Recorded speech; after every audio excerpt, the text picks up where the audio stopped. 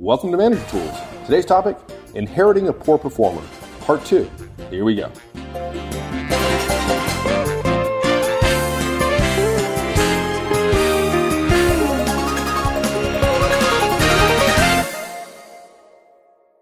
Last time we talked about studying and redocumenting the person's performance record that you're having a difficult time. This inherited performer. And I think it's important. A big part of last time was talking about our theory, our principles about you can't fire somebody too soon. It's not as if you're building on an already built case. I think that's the mistake that managers make. You have to build a new case. And I know it's frustrating, and sorry guys, this is the way the world is. We don't teach stuff that's undoable, because that would be wasteful, and we don't teach stuff that's fantastical, right? And the fact is, if somebody's still at the company, it's as if that their past didn't happen until they repeat it for you. Right. The decision had been, good or bad, the decision has been made. Yeah. They are still still employee in the organization. You inherit this individual, and essentially, give them a new slate. You've got to start fresh. I say the same thing about hiring that I do about firing. Hiring someone is always a bad idea until you have enough data to make it a fantastic idea. Same thing's true with firing. Firing someone is always a bad idea until the very end where you have enough data and it becomes a necessary idea. Good way to think about it. Okay, so you give them a new slate. Yeah, totally clean. You know, guys, this next step is, the difficulty of this is in direct proportion to how poor Robert's performance was. Okay, the worse he did before, the harder it's going to be for you to do this. But it's an emotional choice for you. It is. And as we've said many times on the show, part of professional maturity is emotional maturity. And I don't think many people can argue with the idea that if they're here and they're on our team, we have an obligation to try to make them great. Now, if they work against us and they don't become great, okay, we can let them go. And we can feel good as we can if for heaven forbid, we have to terminate somebody. But the fact is, we don't go in saying, I'm going to try to figure out how to get rid of that guy. Because if all you do is walk into a room looking for things that are wrong, you'll find things that are wrong. Absolutely. And let's say you fire them prematurely. You know, there are going to be a lot of folks, you're going to be in trouble. There's risk. Right? There's risk with that. Yeah. Risk with him. Risk with your boss, risk with the organization. And frankly, risk for you. Risk for you, and risk relative to your relationship with your other directs. Yep. So, regardless how bad the previous situation was with Robert, regardless how difficult that makes it for you, we urge you to give Robert a fresh start. If you don't, and for whatever reason there are questions about how well you create a case against him, your case is going to be further damaged by the sense that others didn't have enough to act against Robert, and the organization chose to help him try to stay, yet you are using that against him when he can do nothing about it, because of course it's the past. Yeah. If you do give him a fresh start, you'll be creating a case from scratch if his performance doesn't improve. Okay? If you do that, no one's going to argue with you if you can make that case. If you give him a fresh start and he fails again, no one's going to say, well, you don't have enough. Yeah, I do. And as far as I was concerned, he got a fresh start. Look at the pile of stuff I got after 60 weeks of him working for me. Right. My gosh. Yeah, particularly true if you communicated to him at the beginning that you were giving him a fresh start. Yeah, exactly. If you do this, you're going to be seen as forgiving. And therefore, you're more likely to err on Robert's side. A forgiving boss who decides to fire someone is always seen as having a stronger case than a demanding boss with little patience and a judgmental heart. Look, guys, admit it. Think of the end game. If you want a powerful end game, if you want a case that's ironclad, you know the mindset you have to have in the beginning is forgiving.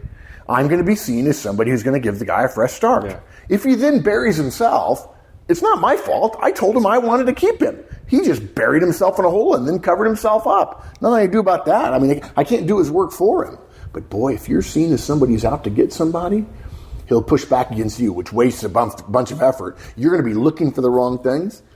And you know what? It may very well be a case where that reputation, that you're willing to get rid of somebody on less than wonderful evidence, that's going to follow you for a long time. No doubt. Yeah.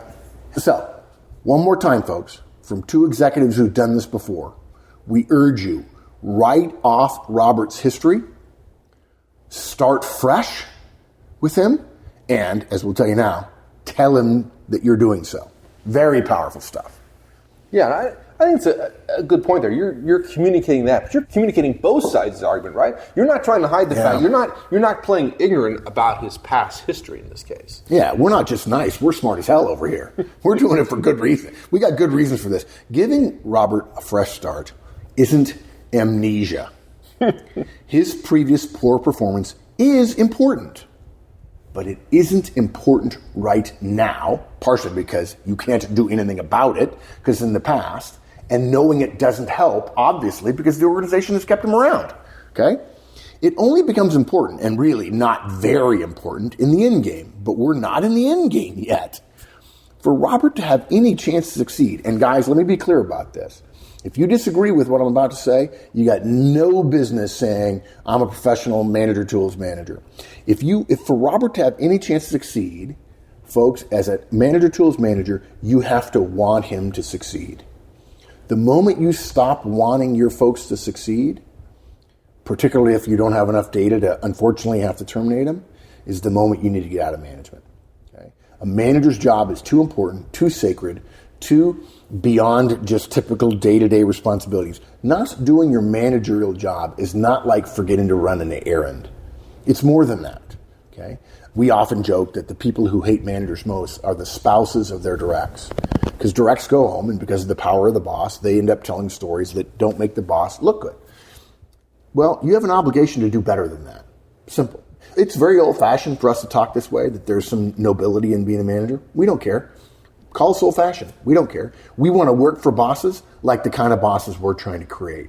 We want your kids to go to work for Manager Tools bosses. And you want your kid, if you have a young person in your house right now and he or she's going to grow up and become a professional and come into the world of work the way they all are, hopefully, you want them to have a manager or a boss who cares about them, who's willing to give them a second chance, and yet still demand high performance for them. And you want a boss who believes that they have a chance to succeed and they're going to try to figure out a way to help them do it. If you found out that one of your children had a boss who was helping them fail, you'd say, well, really, maybe it's not my kid's fault after all, right? And you'd say, that person's unethical. Yeah, and that's not something we can tolerate. Absolutely would. Yeah. So look, for Robert to have any chance to succeed, you have to see your beginning with Robert as just that, a beginning. Okay? You're not an executioner on the king's payroll. That's not why the organization gave you managerial power. Okay?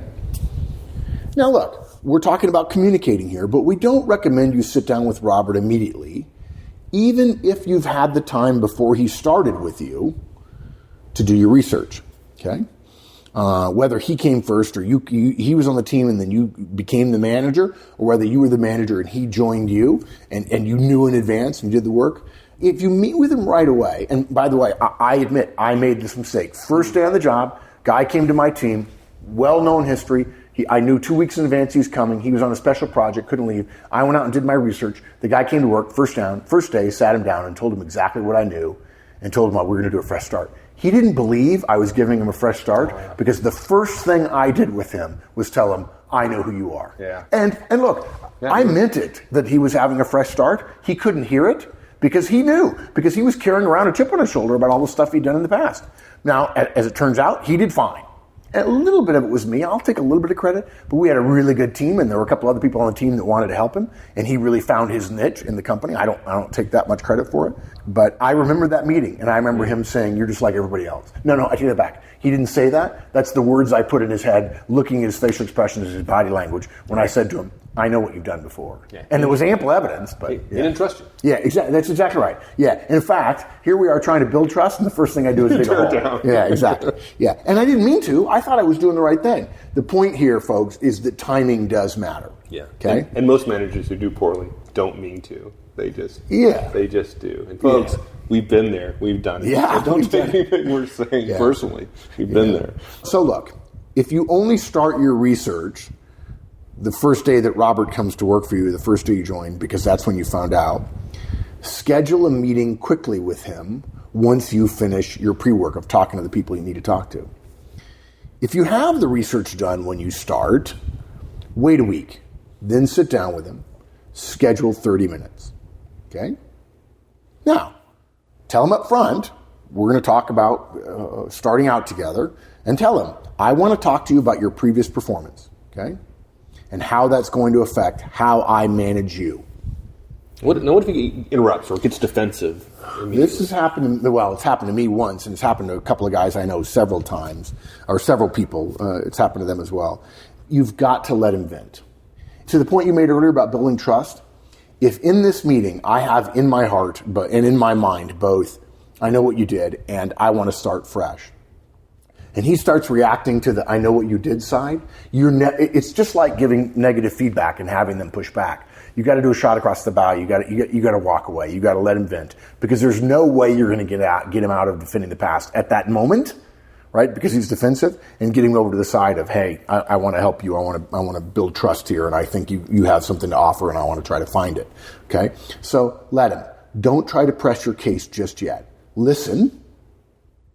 And if you can't do it in this meeting, fine. But in another meeting, maybe later in the day or the next day, say, listen. The critical message here is easy. I'm giving you a fresh start, a clean slate. Yeah, I know about your previous performance, or whatever it is he did. Okay. And by the way, don't give him chapter and verse, but be clear that you know what it is. And don't be vague about it and say, I know what happened last year. Yeah. Right? You could say, I know about the incident where you threatened him. That's sufficient detail. Yeah, you don't talk about without reinventing. minutes. Right, exactly. Yeah. Okay. And then what you go on to say, guys, is you say, but right now, that doesn't matter to me. Nothing you've done previously is going to be a factor in my evaluations of you or how I manage you. My evaluation is based on the time you're with me. How I manage you is based on your time with me. As far as I'm concerned, you're going to be as good as you can be, and I'm going to manage you to make you the best performer I can help you to be. That's what I do with everybody. I'll be managing you with the same processes I manage everyone else. One-on-ones, feedback, coaching, delegation. You're going to go through that just like everybody else in the team. It's not true that I'll be managing you, though, the same as everybody else, because I manage everybody differently, depending upon their performance and their communication style and their relationship with other people on this team and elsewhere. But you're not going to be singled out for your past performance, nor are you starting a different place than everybody else. It's up to you and to me alone to make this work. The same way it is with everybody else on my team. Don't assume if I challenge you that that's because of your previous performance. Because I promise you, Robert, I challenge everybody. I look forward to helping you be damn good, and I'll work harder than you to help you get there. Okay? Now look, we have never found that telling someone everything you know about their past is helpful, like we talked about earlier. The fact that you mention it will tell them all they need to know, which is, I know, and you know I know, okay? If they ask you what you know, you don't have to share more than, I reviewed your performance records like I do with everyone. I talked to your previous managers like I often do. I'm aware of this event. I'm aware of that event. There's no sense in going into it right now. That's what a clean slate means, Robert. Right. It happened. I know it happened. You know it happened. And now, here's a chance. If you thought I was the guy that was going to hold it against you, all I can tell you is you'll know me better in a few weeks. You'll know whether I'm a truthful person or not, whether I treat people fairly and compassionately. And the answer is, doesn't matter a bit to me. Show me how good you are. Yeah. It doesn't matter. In every action that a manager takes, we know that the past doesn't mean anything. It doesn't. The only thing that matters when it comes to performance is the future. Right. Yeah. You can't recreate the past. You can't change the past, right? All you can do is create a better future. The only reason to have a conversation now about something that happened this morning is to change it in the future or to encourage the same thing in the future. That's it. It's all about effective future performance. Think about it, guys. You know what we're talking about here? We're talking about the moment where you're giving feedback to somebody about the past, but really what you're talking about is the future. This is just someone who has a significant amount of negative feedback in the past, and you're saying, there's nothing I can do about the past, and I'm not going to judge you harshly a year from now. If you kick butt and take names from me, I'll tell everybody you kick butt and take names from me. Simple as that. You've shown us you can change your behavior. I've made mistakes in the past. I expect people to give me another chance. This is your another chance. There you go. Yeah. Yeah, and so it's interesting we talk about feedback and encouraging better performance in the future, and because we're going to manage him the same way we manage the rest of our employees. It's no different. We're going to manage using the Trinity. One-on-ones, feedback, coaching, delegation, right? Yeah. And I suppose if you wanted, we could make this cast 50 hours long by repeating everything about the Trinity. Do you want to do that? We could. Why don't we take a break and then we'll come back? Take a break and we'll start in a little while. Hours. We're doing a bit of an unusual thing in this cast. We're actually recording it in my living room in my house in Fredericksburg, Texas. First time Mike's ever been in my house in Fredericksburg, Texas. Here, we did video this morning, and it's comfortable. It's a nice leather couch. Let's go. So let's go 50 hours. No, actually, I'm sorry. I was wrong. It's 500 hours. We've got a ways to go. Yeah. But for those of you who don't know the Trinity, let's just be very, very brief. What are we going to do with Robert? We're going to ignore his past the way we do with everybody else who works for us. We're going to be knowledgeable about it, but we're not going to punish him for it. We're not going to praise somebody for some they did a year ago when they weren't working for us. And we're going to first get to know him. It's the first rule of being a good manager. Know your people. And we're going to conduct weekly one-on-ones. Okay. Once it comes time in the Trinity rollout process, we're going to start giving him performance feedback. Right? That's the second thing great bosses do is they talk about performance. If he does well, we're going to tell him. If he does poorly, we're going to tell him. And we're going to do it the same way. We're going to start out for several weeks and give him nothing but positive feedback. Exactly. Despite his past performance. And we're not going to worry that if he's a poor performer that giving him positive feedback is going to cause him to believe that suddenly he's out of the hole. He knows he's in a hole if he's in a hole, right? Absolutely. Yeah. And the simple fact is, if you say to Robert, well, I'm not going to give you any negative feedback, even though everybody else on the team is getting negative feedback, I think what you're doing is, first of all, you're reducing your chances to document his performance. And second of all, you're implying that, in fact, I am treating you differently. You didn't have a blank slate. It wasn't a clean slate. And I'm being very careful around you. Now, look, if somebody does something egregious and you feel you need to be careful, that's one thing. But they need to do it on your watch, right? Simple. There you go. And then, after a period of time, you're going to start coaching him. You don't need to coach him on his past mistakes. The question is, if he's in that situation again, does he engage in the same behavior? I would argue that if he's put in that same situation repeatedly and he doesn't engage in the behavior that got him in trouble before, whatever it might be, systemic or episodic, it doesn't matter. Give him positive feedback for the fact that he doesn't repeat the behavior. I wouldn't say when you don't hit somebody, that's a good thing, right? If in fact he hits somebody, although nowadays if you hit somebody, you're pretty well done at that moment. And then lastly, we talk about pushing work down. And if he earns it, the right to have more work pushed in his direction, by all means do so. And this is probably the shortest description or explication of the Trinity we'll ever do. But I like to say that when it comes to the Trinity, there are 12 words. Know your people, talk about performance, ask for more, and push work down. And those correlate very closely with one-on-ones, feedback, coaching, and delegation. If you're listening to us for the first time, you've never heard about the Trinity, and you're a licensee, look at your show notes, click on the link. It'll take you to all the Basics Cast. Start listening to the Basics Cast. If you are familiar with the Trinity, this should be a no-brainer. If you're joining the team, you're of course going to brief everybody about one-on-ones and you're going to roll out one-on-ones following the Trinity rollout model. If in this case Robert is new, you're going to brief Robert and say, this is how I'm managing everybody else. Everybody else is getting one-on-ones, feedback, coaching, delegation. You're going to spend 3 months working for me just getting one-on-ones, and then we're going to add positive feedback, and then we'll add negative feedback, and so on. There you go. And we're not going to spend any more time on this, but don't mistake us. This is the core of how you resolve this issue, work through this issue. If you're not willing to do the Trinity and invest in relationships and performance feedback and making them better and pushing work down, if you're not willing to do that, then forget everything else. And guys, we don't have to apologize at all for the fact that 30, 40, 50, 60, 70, 100 years from now, people are going to say the best work that Manager Tools did was on the Trinity. And we've already done a lot of it. There's more to come. We've got subtleties to add and so on. But that's the heart of this. And if you think you could manage Robert with some special type of management technique that's different from the Trinity, you're smoking crack. Right. One-on-ones and feedback will get you not only a relationship that will help you understand where he is thinking and how he's doing, but it'll also give you an opportunity with feedback to talk about his performance on a repeated basis in small instances so you can avert a crisis. So he doesn't end up in the ditch before you have to yank him out of it and scare him to death. There you go. Yeah. Now, we absolutely, honestly are giving Robert, in this case, this example, we're giving him a clean slate. We haven't forgotten about the past. We haven't forgotten where he is. And so one of the things we're going to want to do is document more carefully. Yeah. Now, look, we're a little bit behind the curve here because we have a bunch of stuff to release on documentation, and yet we haven't gotten around to it. But let's start with this. Depending upon the severity of the previous performance problems that Robert's had and the extent to which previous managers are going to stand by their assertions, we encourage you to document somewhat sooner than you might normally do. Now, many of you are going, ooh, what do they mean by sooner? Well, let me say this. Your definition, Mr. or Ms. Listener, of documentation is probably very different than ours. I have testified in court with nothing but a one-on-one form, with a Xerox copy of a small yellow sticky, one of the 1 inch by 1 inch ones, with a little minus sign and then an F, meaning negative feedback, and the word late and Tuesday, Tues, period, on it. Meaning, this person was given negative feedback for being late on Tuesday.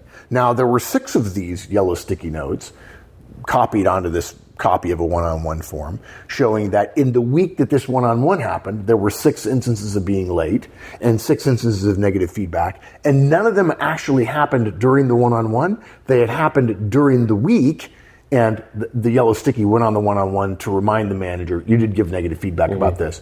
And we do that early simply so that we know a pattern exists as soon as the pattern exists, rather than realizing there's been a pattern here for months and I haven't seen it. And you might say, well, Mark, that's not documentation, that's note-taking. Well, folks, documentation is note-taking. That's all it is. And handwritten notes on yellow stickies on one-on-one forms, not memorandum for records, not letters of understanding, that is documentation. That does stand up in court. Okay? So we haven't released our guidance on documentation, but let's remember some simple stuff. Anything you write down is sufficient documentation. There are exceptions in some union environments, but generally speaking, those are rare. Okay? Contemporaneous note-taking, handwritten, is best, and contemporaneous means at the time of the event or very nearly thereafter. And actually, contemporaneous is best, and sometimes it is necessary. Signatures from directs are rarely required to prove documentation, to prove that it exists. In fact, a signature just generally means this was communicated to me. Long-term patterns, some other things we want to share, long-term patterns of benign behaviors can become or can be seen as malignant. More documentation, negative or positive, is always better. And no documentation is ever to be considered anything other than reasonable and prudent managerial record keeping. What I mean by that is you're not on a witch hunt simply because you start documenting.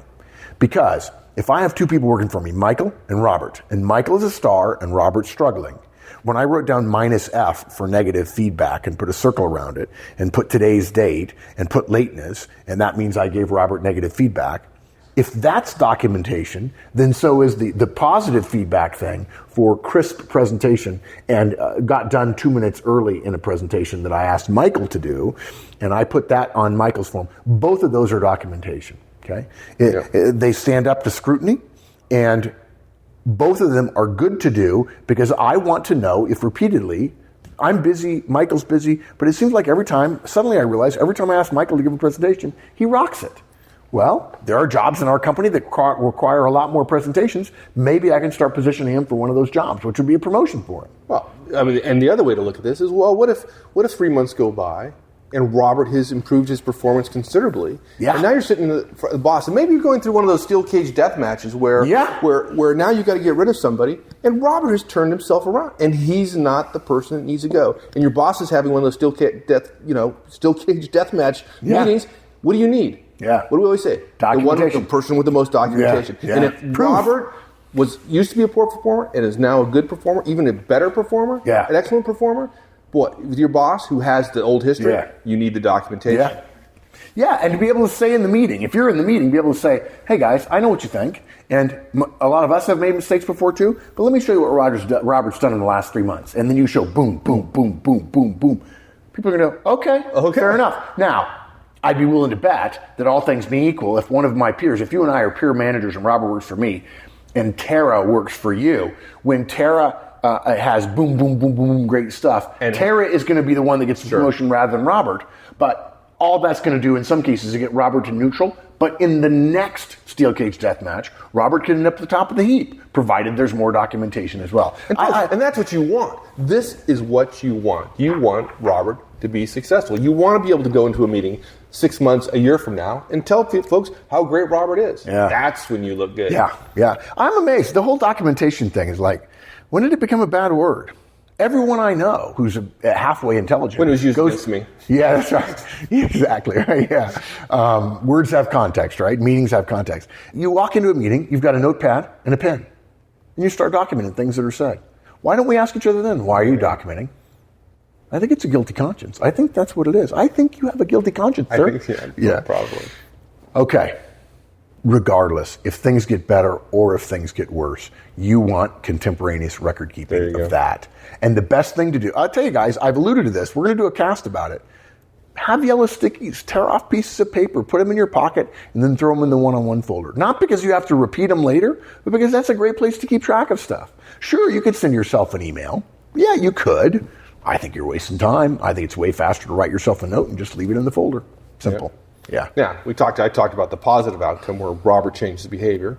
The fact is, the vast majority of the time, if you do what we're describing here, you will be successful, and Robert will be successful. Yeah. And one could argue that Robert hasn't been successful in the past, partially at least, because his past managers weren't managers managers and didn't do the hard work associated. Here's something else. I think there are a lot of Roberts in the world that would say the single biggest contributor to the fact that I was successful working for Ozan or Horstman or whomever, or Danny Martin or Wendy, whomever, is because he gave me a clean slate. And I would actually say from their perspective, I wouldn't argue, but that's not actually what does it. What does it is the Trinity. What does it is the relationship, the performance communication, the asking for more, and the pushing work down. Now, guys, that's not a plug for the Trinity. And if you told me, Mark, I forgot to give him a clean slate, but I did the Trinity and it turned out fine, I'd say, well, there's your proof. But we believe both are necessary. And there are some people that just need to know because they're insecure. They need to know that they're not going to be judged. They've got something of a clean slate, even though if they know if they know that you know what they did, they're not going to believe that it's a completely clean slate. They know you're a smart person. You're not blind about their history. But I think the real engine is the Trinity, and we're not. Of course, this cast is not about that. But the single most important thing you can do, in Robert's mind, of course, is to give him a clean slate.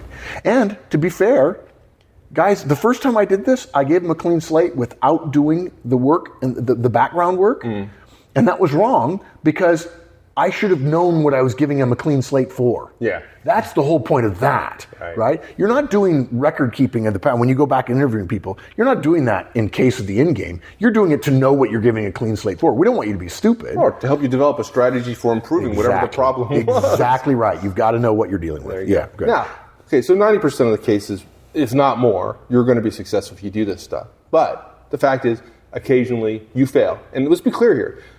If Robert doesn't turn his performance around, you as a manager have failed. That's right. And you failed, and you still have to fire him. And in that case, you're going to use the documentation that you've developed, the notes you've taken. Yeah. We're not going to go through how to terminate somebody here.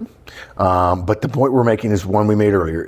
If you provide the clean slate, and if you go through the Trinity, and if you do your level best to keep somebody whom the organization has said you're supposed to keep because they're still here and they haven't fired him, if you've done your best and Robert's performance justifies termination, you're going to be able to have your own case. Danny's great story about Corky working for her and going to HR and saying, look what I've got, and HR saying, why didn't you come to us months earlier, when everybody was telling her you can't fire anybody around here. You will use your supporting evidence and you will use the evidence from the past. But you don't want to go to HR or to your boss until you have a pile of your own that would stand on its own. And then if there are any questions, just saying, oh, by the way, and look what we've got back here. Here's his performance reviews. You can see all this is a pattern of behavior. Even if it's different behaviors, the pattern is subpar performer, somebody we can't keep. Yeah. It's the final nail in the coffin. If your stuff stands on its own, it's much easier to walk in there and have the conversation. Much easier. And it's much easier for an HR person to say, well, we're judging him from something 2 years ago, if in fact you only have 50% of the case made. That's right. Yeah. And if you build the case, then you can honestly look in the mirror and say, I did everything my level best to try to save him. And I couldn't. And it's a failure on my part, as you mentioned. And should we be surprised? I did my level best. I did one-on-ones. I did feedback. I did coaching. I did delegation. And oh, by the way, he's been performing this way for the last 2 years. If I'm going to work this hard of being his manager, and he's going to continue doing the stuff that got him in trouble before, really, at what point do we decide somebody needs to go? Yeah. Difficult, but the right thing to do. And there you go. Yeah. So, just a quick recap, guys. Study Robert's performance. Redocument his performance record. It's worth it. You want to know what you're dealing with. Decide to give him a clean slate. Sometimes it's a tough call, but it's the right thing to do. Communicate both that you know and that he gets a clean slate. Okay. Use the Trinity. That's your big 9,000-pound weapon. You got to document more carefully so that if he does well, you're good. And if he does poorly, you're covered as well. And then, of course, use all the documentation if he fails. Although, ultimately, the previous history is really just the final nail in the coffin. It's not that hard, guys. The previously poor-performing direct, Robert in this case, has to know that you know and has to hear that you're willing to give him a fair shake. Then, ask for his best and see what happens. One of two things will be true. Either he'll fail, and you'll be the manager that justified his departure when others couldn't, or he'll succeed, and you'll be the one that saved him. It's a no-lose situation. Just the opposite of what most managers say, which is, well, poor performer, this is a lose, I can't win, right? But that's what Manager Tools is about, taking you out of can't wins into no-lose situations. There you go. All right, my friend. Thank you. You bet, partner. Thanks, everyone. If you have any questions about this particular show, come to discussion forums and ask the question there. We have a lot of great folks there who are absolutely willing to step in and help you answer that. And Mark and I will get in there and answer your questions. So come to discussion forums, www.manager-tools.com/forums. We'll see you there.